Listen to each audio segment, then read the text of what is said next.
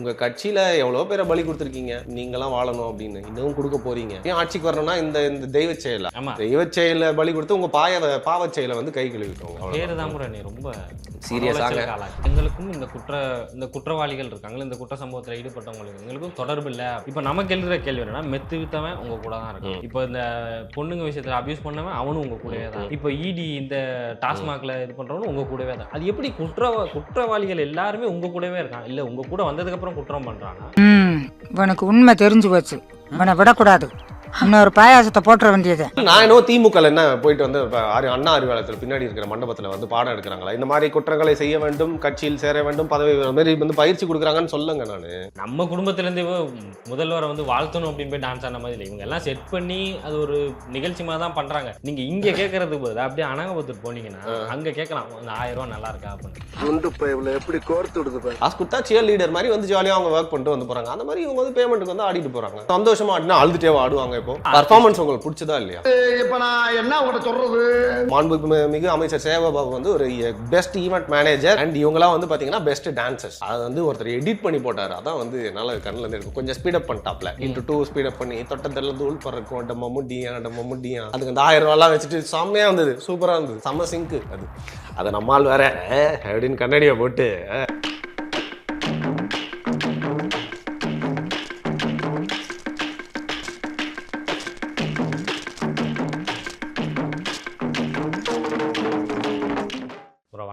வணக்கம். முதல்ல உங்களுக்கு நன்றி.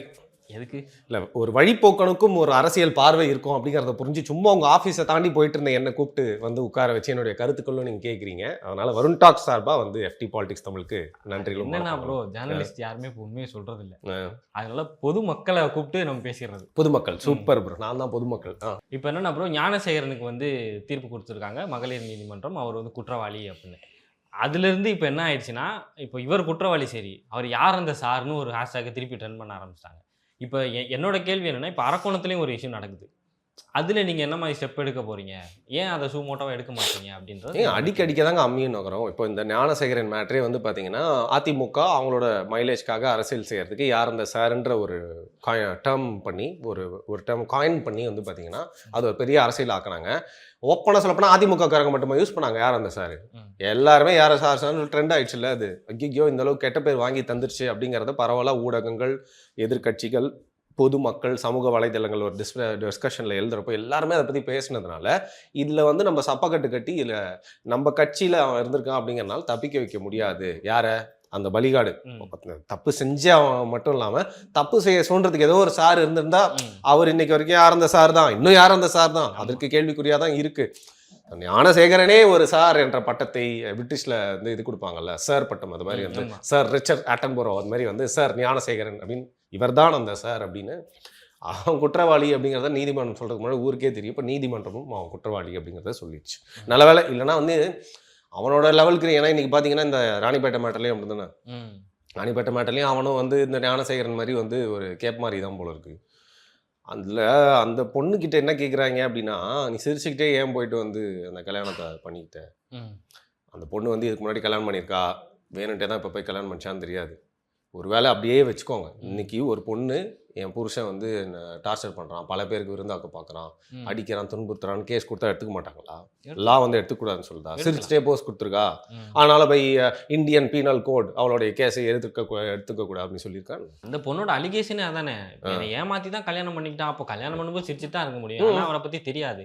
அதனால இவங்க எப்பவுமே இப்படிதான், அந்த ஞானசேகரன் மேட்டர்ல கூட இப்படிதான் பண்றது. ஆமா, ஏன் போயிட்டு புதர்ல உட்கார்ந்தாங்க, கரெக்டாக கேமரா வேலை செய்யலை அப்படின்னு வந்துச்சு. சரி, எனிவே விடுங்க.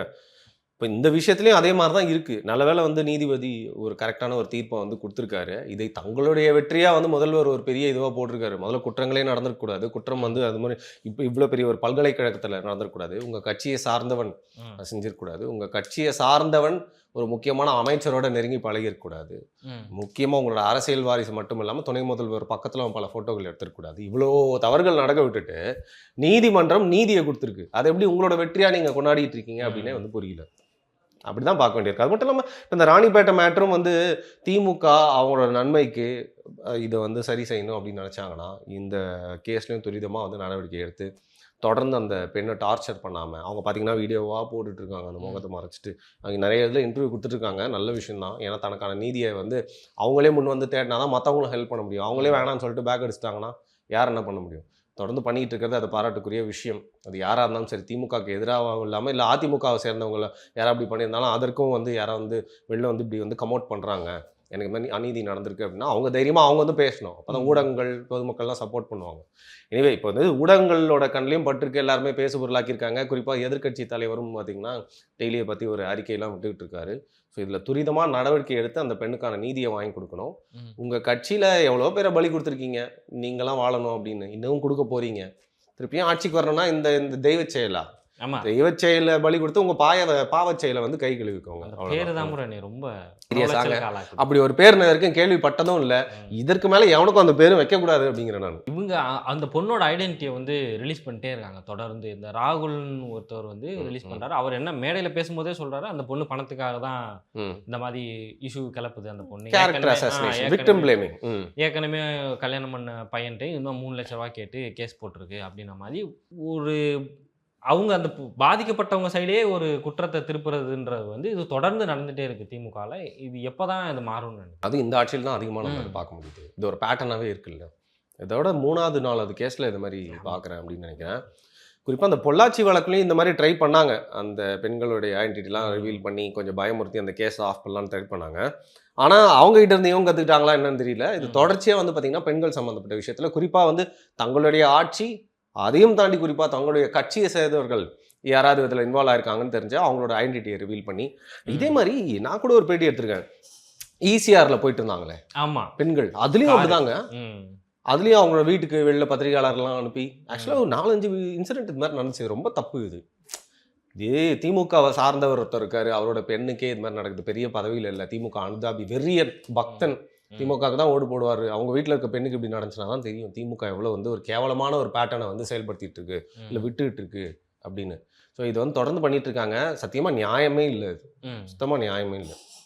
இன்னொரு கேள்வி என்னன்னா, இவங்க என்ன சொல்றாங்க, எங்களுக்கும் இந்த குற்றவாளிகள் இருக்காங்களே, இந்த குற்ற சம்பவத்தில் ஈடுபட்டவங்களுக்கு எங்களுக்கும் தொடர்பு இல்லை அப்படின்னு. என்னன்னா இப்போ நமக்கு எழுதுகிற கேள்வி என்னன்னா, மெத்து வித்தவன் உங்க கூட தான் இருக்கான்.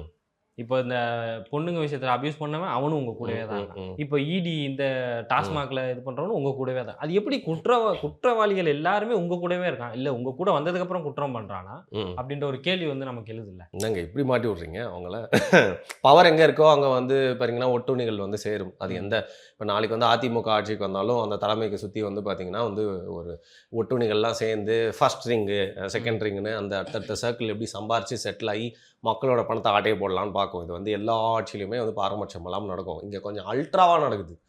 திருட வந்து நைட்டு தானே வருவான், இங்கே பகல்லே வராங்க. அதுவும் டி நகர் மாதிரி ஒரு கும்பலாக இருக்க இடத்துல பகலில் எல்லாருமே பாருங்கள் திருடிட்டேன் அப்படின்னு கையை காட்டிகிட்டே போனால் எப்படி இருக்கும்? லாஜிக்கே இல்லை. அந்த மாதிரி தான் இருக்குது.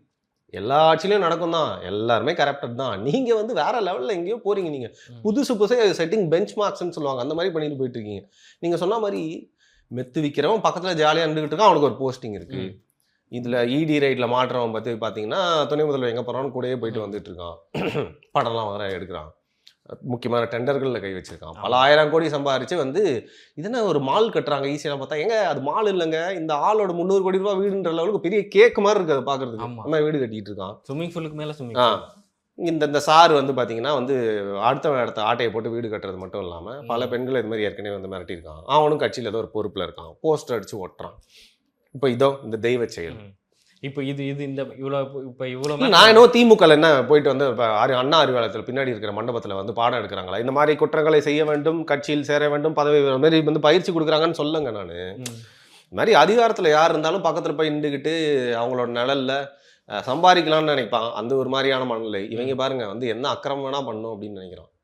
ஆட்சியில் இல்லாதப்பவே வந்து பிரியாணி கடையில் பாக்ஸிங் போட்டவங்க நாங்கள், ஆட்சியில் இருக்கிறப்போ சும்மா இருப்போமா அப்படிங்கிற மாதிரி வந்து சொன்னால் அடுத்த வாட்டி ஆட்சியில் இருக்க முடியாதே. இப்போ ப்ரோ இவ்வளோ பிரச்சனை இருக்குது, இவ்வளோ பிரச்சனை நடந்து முடிஞ்சிருக்கு, இன்னும் நடந்துகிட்டே இருக்குன்னு கூட சொல்லலாம். இப்போ அப்படியே கட் பண்ணா இந்த பக்கம் என்னன்னா 1000 ரூபாய் வச்சுட்டு தெருவில் டான்ஸ் பண்ணுறாங்க. ஆமாங்க, 1000 ரூபா ரொம்ப நாளுக்கு அப்புறம் பார்த்தேன் பிரதர். நான் என்ன புரியவே இல்லை. சரி, டிமானிட்டைசேஷன் டைமில் வந்து கீழே போட்டாங்க, நிறைய பேர் ஓடிட்டாங்க அந்த பிளாக் மணி வச்சுருந்தவங்க. சரி, அந்த 1000 ரூபாய் அப்படின்னு இருந்துச்சு. இல்லை பாரிஸ் பக்கம் போனீங்கன்னு வச்சுக்கோங்களேன், இந்த ஃபேக் நோட்ஸ்லாம் விற்பாங்க. இந்த குழந்தைங்களுக்குலாம் வந்து பார்த்தீங்கன்னா வாங்கி கொடுக்க மட்டும் இல்லாமல் இந்த படத்துக்குலாம் யூஸ் பண்ணுறதுக்கு ஃபேக் நோட்ஸ்லாம் நீங்கள் பாரிஸில் போனால் விற்பாங்க. அது ஒரு வியர்டான சைஸ், இது இவ்வளோ பெருசு என்வலப் கவர் மாதிரி மொய் கவர் மாதிரி வச்சிட்டாங்க. அதையெல்லாம் போட்டுட்டு டான்ஸ் ஆடிட்டு இருக்காங்க. என்னடா இது, சரி ஒரு 500 ரூபா வச்சிருக்கலாம், ஏன் இப்படி ஒரு 1000 ரூபா வச்சிருக்காங்க அப்படின்னு சொல்லிட்டு எனக்கு புரியவே இல்லை. சத்தியமா எனக்கு நிஜமாவே புரியலங்க. இப்போ அமைச்சர் சேகர் பாபு இருக்காங்கல்ல, அவர் என்னன்னா முதலமைச்சர்கிட்ட ஓகேவான்னு கேட்குறாரு. அவரும் கைத்தட்டி பார்த்துட்டு இருக்காரு. இங்கே அவுட் ஆஃப் போக்கஸில் வேற ஒன்று நடந்துட்டு இருக்கு திமுகவுக்கு பின்னாடி. ஆனால் இவங்க 2 பேரும் அது எதுவுமே சட்டை பண்ணுற மாதிரி தெரியல. இப்போ வந்து ஸ்கூலில் வந்து பார்த்தீங்கன்னா ஆனுவல் டே அப்படின்னு ஒன்று வைப்பாங்க. உங்கள் ஸ்கூலில் வச்சாங்களான்னு தெரியல. அங்கே வந்து பார்த்தீங்கன்னா டான்ஸ்லாம் வந்து குழந்தைங்கள ஆட வைப்பாங்க. உங்கள் ஸ்கூலில் ஆட வச்சிருக்காங்களா அப்படின்னு தெரியல. அதில் வந்து சில குழந்தைங்களாம் வந்து ஆடுவாங்க. நானே வந்து ஸ்கூல் படிக்கும்போது ஆடிருக்கேன். நீங்கள் ஆடி இருக்கீங்கன்னு எனக்கு தெரியல. அதனால தான் அனுபவம் உங்களுக்குன்னு தெரியல, உங்களுக்கு சொல்கிறேன், புரிஞ்சுக்கோங்க. ஸோ டான்ஸ் மாஸ்டரோ இல்லை டீச்சரோ என்ன பண்ணுவாங்க, குழந்தைங்களுக்கு ஸ்டெப்லாம் ஒரு மாதம் ஃபுல்லாக கற்றுக் கொடுத்துருப்பாங்க. இருந்தாலும் குழந்தைங்க இல்லையா, மறந்துடும்னு சொல்லிட்டு சீஃப் கெஸ்ட் இங்கே உட்காந்து பார்த்துட்டே இருந்தால் இப்படி ஆடு அப்படி ஆடுன்னு சொல்லிட்டு ஃபுல்லாக அந்த டான்ஸ் மூவ்லாம் வந்து பண்ணிக்கிட்டே இருப்பாங்க. அதை பார்த்து குழந்தைங்க ஆடுவாங்க. அந்த மாதிரி வந்து பார்த்தீங்கன்னா இந்த தாய்மார்கள் அவங்கெல்லாம் எல்லாருமே வந்து ஆடுறப்போ அவங்கள உத்வேகப்படுத்தும் விதமாக, ஸ்டெப்ஸை மறந்துடாதீங்க அப்படின்னு அவங்கள வந்து உற்சாகப்படுத்தும் விதமாக வந்து அமைச்சர் அவர்கள் துள்ளி குதித்து அந்த விஷயங்களை ஒரு சியர் லீடராகவே வந்து மாறிட்டாரு அப்படின்னு சொல்லலாம். எனக்கு தெரிஞ்சு வந்து தலைவன் அந்த ரெட் சாரிலாம் போட்டு அவங்க ஆடிட்டு இருக்காங்கல்ல, வெள்ளை வேஷ்டி வெள்ளை சட்டை போட்டிருந்தாருல, நடுவில் அவர் ஒரு என்ட்ரி கொடுத்து இந்த இப்போ பிரபுதேவா மாஸ்டர் எல்லா மாஸ்டரும் பார்த்தீங்கன்னா பாட்டுக்கு நடுவில் அவங்க வந்து ஒரு ஸ்டெப்பு போட்டு வைப்பாங்களே, அது மாதிரி போட்டுருந்தாரு அப்படின்னா செம்மையாக இருந்திருக்கும் அப்படின்னு தோணும். இந்நேரம் ட்ரெண்டிங் ஆகிட்டு இருக்கும். ஏன்னா இன்னைக்கு எதிர்கட்சிகள் மட்டும்தான் வந்து அதை கலாய்க்கணுன்றதுக்காக வந்து பிரபலப்படுத்திட்டு இருக்கீங்க. நீங்கள் கூட ஒரு கேள்வியாக கேட்குறீங்க, அமைச்சரே உள்ள வந்து 2 ஸ்டெப்பு போட்டிருந்தாருன்னா நேஷனல் மீடியா எல்லாத்தையுமே வந்து நல்லா கவர் பண்ணிருக்கும். எனக்கு என்ன கேள்வினா, அந்த 1000 ரூபா வச்சு டான்ஸ் ஆடின யாருமே 1000 ரூபா வாங்கியிருக்க மாட்டாங்கல்ல, அவங்க எல்லாம் ஆர்டிஸ்ட் தானே. 800 ரூபா வந்து பெரிய ஆளுங்களுக்கு தான் திருப்பியும் போயிருக்கும், 200 ரூபா தான் போயிருக்கும். என்ன பண்றது, ஆக்சுவலி 200 ரூபா போட்டுருக்கலாம். நீங்க அங்க போயிட்டு அவங்க டான்ஸ் ஆடினவங்க வந்து 1000 ரூபா அவங்க குடும்ப தலைவி அப்படின்ற பேர்ல நீங்க அவங்க ஏதோ நம்ம குடும்பத்திலேருந்து முதல்வரை வந்து வாழ்த்தணும் அப்படின்னு போய் டான்ஸ் ஆன மாதிரி இல்லை. இவங்க எல்லாம் செட் பண்ணி அது ஒரு நிகழ்ச்சி மாதிரி தான் பண்றாங்க. நீங்க இங்க கேட்கறதுக்கு பதில் அப்படியே அனகாபுத்தூர் போனீங்கன்னா அங்க கேட்கலாம் அந்த 1000 ரூபா நல்லா இருக்கா அப்படின்னு. அவங்க குளத்தூர்ல இருந்து அப்படியே ஒரு ரூட் எடுத்து போயிருக்கலாம். வீடெல்லாம் இடிச்சிருக்கீங்களா, இப்போ போய் அவங்கள்ட்ட கேட்கலாம்ல. தன்னுடைய தொகுதி அங்க தேனாரும் பாலாரும் ஓடுது அப்படிங்கிற மாதிரி காட்டுறதுக்காக வந்து பண்ணியிருக்காங்க. இன்ஃபேக்ட் நீங்க சிஎஸ்கேக்காக பாத்தீங்கன்னா 4 பெண்கள் ஆடிட்டு இருப்பாங்க. ஆர்சிபி 4 வச்சா 4 பெண்கள் ஆடுவாங்க. அவங்களாம் நிஜமே ஆர்சிபி ஃபேனா சிஎஸ்கே ஃபேனா இருக்கணும்னு அவசியமா என்ன? காசு கொடுத்தா சியர் லீடர் மாதிரி வந்து ஜாலியாக அவங்க ஒர்க் பண்ணிட்டு வந்து போகிறாங்க. அந்த மாதிரி இவங்க வந்து பேமெண்ட்டுக்கு வந்து ஆடிட்டு போகிறாங்க. சந்தோஷமா ஆடினா அழுதுட்டே ஆடுவாங்க. இப்போ சந்தோஷமா அவங்க வாங்க கேட்குறேன். ஆனவங்கெல்லாம் பர்ஃபார்மன்ஸ் உங்களுக்கு பிடிச்சதா இல்லையா? நீங்கள் இல்லை நீங்கள் அந்த அதுக்கு பின்னாடி பக்கமாக அவங்களோட பர்ஃபார்மன்ஸ் வாங்க நல்லா இருந்ததா இல்லையா? அதனால தான் நம்ம அதை பற்றி பேசுகிறோம் இப்போ. ஸோ சேகர் பாபு, மாண்புமிகு அமைச்சர் சேகர் பாபு வந்து ஒரு பெஸ்ட் ஈவெண்ட் மேனேஜர் அண்ட் இவங்களாம் வந்து பார்த்தீங்கன்னா பெஸ்ட் டான்சர்ஸ். அது வந்து ஒருத்தர் எடிட் பண்ணி போட்டார். அதான் வந்து என்னால் கண்ணில் இருந்து இருக்கும். கொஞ்சம் ஸ்பீடப் பண்ணிட்டாப்ல, இன்ட்டு 2 ஸ்பீடப் பண்ணி தொட்டத்தில் தூள் பறக்கும் மம்முட்டியா அதுக்கு அந்த 1000 ரூபாலாம் வச்சுட்டு செம்மையாக இருந்தது, சூப்பராக இருந்தது, செம்ம சிங்க்கு அது. அதை நம்மால் வேற அப்படின்னு கண்ணாடியை போட்டு நான்லாம் சினிமாவில் நடிக்கும் போது எப்படி ஆடுவேன் தெரியுமா அப்படிங்கிற மாதிரி நம்மால் பார்த்துரு. அதெல்லாம் ஒரு காலம் அப்படிங்கிற மாதிரி பார்த்து செம்மையாக இருந்தது. இல்லை உங்களையே எல்லாம் குறை சொல்லிட்டு இருக்கான், சுற்றி 360 டிகிரி போட்ட வன்மத்தை கக்கிட்டு இருக்காங்க. இந்த நேரத்தில் வந்து தலைவா நீங்கள் வந்து ஜாலியாக வந்து ஆட்சி நல்லா நடத்திட்டு இருக்கேன்னு நினச்சி நீங்கள் சந்தோஷத்தில் கூலிங் கிளாஸ் போட்டு சிரிக்கிறீங்க. ஆனால் சேகர் பாபு மாதிரி ஆட்கள் தான் உங்களை கொண்டு போய் கூப்பில் உட்கார வைக்க போகிறாங்க. அதோட அதுவும் திரும்பி தலைவரே எப்படி அப்படி கேட்டார் பாருங்க. ஓகே கூட இருக்கவங்க தான் ப்ரோ என்றைக்குமே நம்மளுக்கு எதிரிகள் வேற எங்கேயுமே இல்லை, இங்கே தான் இருக்கிறார்கள், இங்கே அப்படிங்கிற மாதிரி பக்கத்தில் நின்று இருந்தாரு. செம்ம நல்ல காமெடி அது. இன்னும் நிறைய காமெடிகள் நடக்கும். ஏன்னா அவங்க உணரவே இல்லை. ஜஸ்ட் பிகாஸ் அவங்க டெல்லியில் போயிட்டு ஒரு காம்ப்ரமைஸ் இஷ்யூ போயிட்டு வந்துட்டாங்க, அவங்களுக்கு பிரச்சனை முடிஞ்சிச்சு. பட் அவங்க கட்சி மேலே இருக்க பார்வை ஒரு இமேஜ் பெருசாக பிரேக் ஆகிருக்கு அப்படிங்கிறத அவங்க உணர்ந்திருக்காங்களா அப்படின்னே தெரியல. இப்போ என்ன பண்ணியிருக்கணும், நீங்கள் சொன்ன மாதிரி அனகாபுத்தூருக்கு போயிட்டு அந்த பிரச்சனையை தீக்குறீங்களோ இல்லையோ ஒரு அரசியலாவது பண்ணியிருக்கலாம். அங்கே இருக்கிற மக்களுக்கு நான் உங்களுக்கு தருவேன் அப்படின்னு அஷூரன்ஸ் கொடுத்த ஒரு தைரியமான அரசியல்வாதி வந்து அதான் பண்ணுவார். பிரச்சனையை போய் நான் ஃபேஸ் பண்ணுறேன், ஆமாம் கத்துவாங்க, கூக்குரல் இடுவாங்க, நான் போய் பேசிட்டு வரேன், நான் உங்களுக்கு நம்பிக்கையை கொடுக்குறேன், நிஜமாக தீர்வை கொடுக்குறேன். ஏன்னா எனக்கு ஓட்டு வேணும், அந்த அளவுக்காவது யோசிக்கணும். நீங்கள் அது கூட யோசிக்கிற மாதிரி குளத்தூரில் நீங்கள் தானே ஜெயிப்பீங்க அப்படி இருந்தாலும் மோஸ்ட்டாக அங்கே போயிட்டு இந்த மாதிரி ட்ராமா பண்ணி அந்த அளவுக்கு கூட ஒரு ஸ்ட்ராட்டஜி இல்லைல்ல. அதான் கூட இருக்கவங்க எல்லாருமே வந்து உங்களோட கண்களை மழுங்கடிக்கிறாங்க. கூலிங் கிளாஸ் மூலியமா இல்லை, இந்த 1000 ரூபா நோட்டு டான்ஸ் மூலியமா. அப்புறம் ப்ரோ வியாசர்பாடியில் ஒரு குடிசை எரிஞ்சிச்சுன்னு நினைக்கிறேன். அந்த ஏரியாவில் ஒரு ஃபயர் ஆக்சிடென்ட். அதுக்கு வந்து தாவேகா விஜய் கட்சியிலேருந்து போயிட்டு நிவாரணம் கொடுக்குறாங்க. அங்கே வந்து காவல்துறை வந்து ஒரு கொடுமையான வன்முறை செஞ்சுருக்காங்க. இப்போ அதை எப்படி பார்க்குறீங்க? ஒரு கட்சி வந்து மக்கள்கிட்ட அணுகணும் அப்படின்னு நினைக்குது, ரொம்ப அதுவே எப்பயோ தான் வருது. அந்த மாதிரி வரும்போதே நீங்க இந்த மாதிரி அடக்குமுறையை கையாண்டீங்கன்னா நிச்சயமாங்க. இப்போ காவல்துறையிலேருந்து ஒருத்தர் அப்படி பூட்ஸ் காலர் மிதிச்சிருந்தாரு அப்படின்னா, அந்த காவல்துறை அதிகாரி மேல நாளைக்கு கேஸ் போட்டா அவருக்கு தானே பிரச்சனை. ஆமா. இப்போ அந்த அதிகாரிய வாழ்க்கையே வந்து கெடுத்து விடுறாங்கல்ல. ஸோ காவல்துறையை வந்து அங்கே இருக்கிற லோக்கல் ஏதோ ஒன்று ஏவி விட்டு, ஏதோ அமைச்சரோ இல்லை அந்த ஏரியாவில் இருக்கக்கூடிய ஏதோ ஒரு செயலாளரோ ஃபோன் பண்ணி ஏவி விட்டு காவல்துறை மூலியமாக அதை வந்து செஞ்சு வச்சுருக்காங்க அப்படின்னா வந்து பார்த்திங்கன்னா, அந்த காவல்துறையினர் தான் வந்து பாதிக்கப்படுறாங்க. அவங்க மேலே தான் வந்து அவப்பேர் வருது. அடியாட்கள் மாதிரி ஆளுங்கட்சியால் வந்து யூஸ் பண்ணப்படுறாங்க அப்படின்னு சொல்லிட்டு அவங்க மேலே ஒரு அவப்பேர் வரது மட்டும் இல்லாமல், நான் பர்சனலாக பார்த்தேன். ஈசிஆரில் அன்றைக்கி வந்துட்டு இருக்கிறப்போ அவங்க ஏதோ வந்து ஒரு கியாஸ்க் மாதிரி போட்டு அதில் விஜய் படம்லாம் போட்டு தர்பூசணி வெட்டி கொடுக்குறாங்க, மோர் கொடுக்குறாங்க. நான் இதை எப்படி இப்போ நம்ம வியாழக்கிழமை கூட பார்த்தீங்கன்னா சில கோயிலில் வந்து புளிசாதம் கொடுப்பாங்க.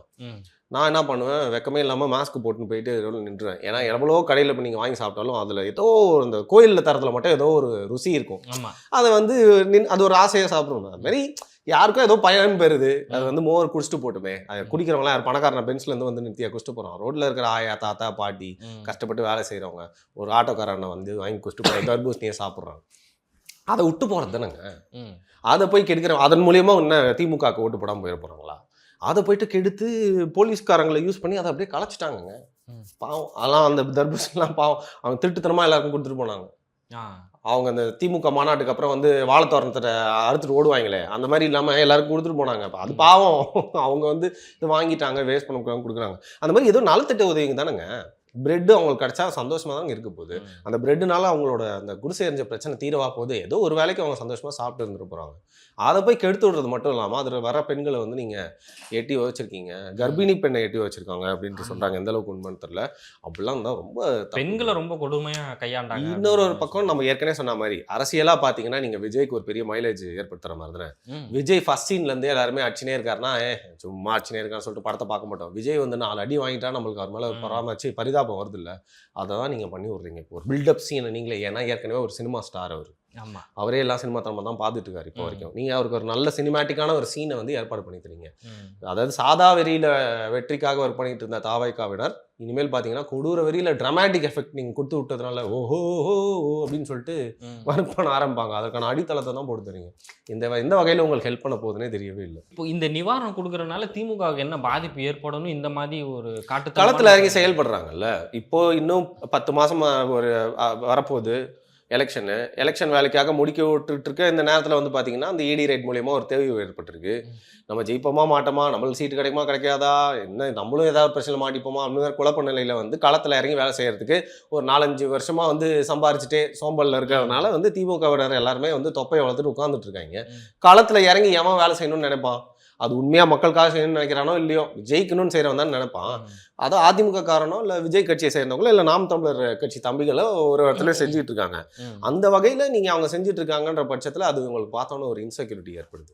ஏடா இது பிள்ளைன்னு வந்துடுறானுங்க பசங்க, விஜய் படத்தை வேற போட்டுக்கிறாங்க, இந்த ஏரியாவை பிடிச்சிருவானுங்க போல இருக்குது அப்படின்னு சொல்லிட்டு அந்த இன்செக்யூரிட்டியில் ஒன்று நீ செய்யணும். அதுக்கு ஏட்டிக்கு போட்டி அவன் ஒரு பேக்கெட் கொடுத்தா நீ 2 பேக்கெட் கொடு. அவன் குடிசை வீடு கட்டித்தரேன்னு சொன்னானே நீ அடுத்த நாள் கட்டி கொடு. நீ அதெல்லாம் பண்ணாமல் இப்படி பண்ணால் ரொம்ப கேவலமாக இருக்குது, ரொம்ப இன்செக்யூர்டாக இருக்குது. இதுக்கு வந்து சீமான் அவர் வந்து கண்டனம். ஆமாம், நல்ல விஷயம் ஆக்சுவலாக. ஆமாம், ஒரு ரீசெண்ட் டைம்ஸில் பெரிய கோல்டு வார் மாதிரி போயிட்டு இருந்தது 2 கட்சிக்கு நடுவில். அதெல்லாம் பின்னாடி போட்டு இது ஒரு ஒரு இஷ்யூ பேஸ்டாக அவர் பேசியிருக்கிறது வந்து எப்படி இருக்கு? நல்ல விஷயங்க, சூப்பர் விஷயம். ஏன்னா அவர் வந்து தம்பின்னு சொன்னார், நடுவில் நிறையா திட்டாரு அப்படின்னு நிறைய பேர் குற்றம் சாட்டிட்டு இருந்தாங்கல்ல. அந்த வகையில் இன்னைக்கு வந்து திருப்பியும் தம்பிக்காக பேசியிருக்காரு அப்படின்னு எடுத்துக்கலாம்ல. அதையும் தாண்டி ஒரு அரசியல் தலைவர் அநியாயம் எங்கே நடந்தாலும் அதற்காக பேசுகிறாரு, கட்சி சார்பு இல்லாமல் வந்து அவர் குரல் கொடுக்குறாரு. இது வந்து தப்பு. ஏன்னா நாளைக்கு உங்களுக்கும் நடக்கலாம். ஏன்னா உங்கள் வீட்டில் நடந்துச்சுல, உங்கள் வீட்டில் ஒரு அராஜகம் நடந்துச்சு, இப்போ எல்லாருமே தானே குரல் கொடுத்தாங்க. அதே மாதிரி தான் அவர் குரல் கொடுத்துருக்காருன்னு நான் பார்க்குறேன். இப்போ வந்து சவுக்கு சங்கரை யாருக்கு பிடிக்குமோ பிடிக்கலையோ அவர் வீட்டில் அந்த மலை தள்ளி ஊற்றுறப்போ எல்லாருமே பேசணும்ல, அதற்கு எதிராக வந்து தப்புன்னு சொன்னோம்ல. அப்போ என்ன ஏன் அதை பற்றி யோசிச்சோம், நம்மளுக்கும் அது நடந்துச்சுன்னா தப்பு தானே, அவருக்கு அது நடந்த தப்பு தான் யோசிச்சதுனால தான் தப்புன்னு நம்ம எல்லாருமே கட்சி சார்பற்று நம்பிக்கை சார்பற்று அவர் மேலே விருப்பம் இருக்கோ இல்லையோ எல்லாருமே நம்ம வந்து பேசணும், நம்மளோட குரல் கொடுத்தோம், காணொலி பாய்ஞ்சோம்.